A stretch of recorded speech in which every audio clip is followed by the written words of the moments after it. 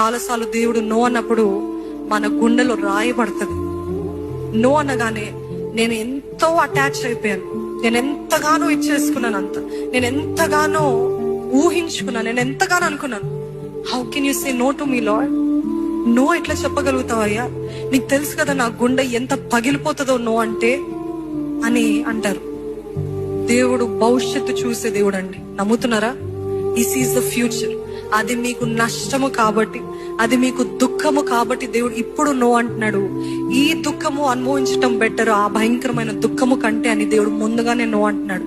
కాబట్టి దేవా నో అనకు అని చెప్పకండి, నీ చిత్తమే నెరవేర్చబడును గాక అని నమ్మిన వారు ఉంటే ఆమేన్ చెప్తారా అండి?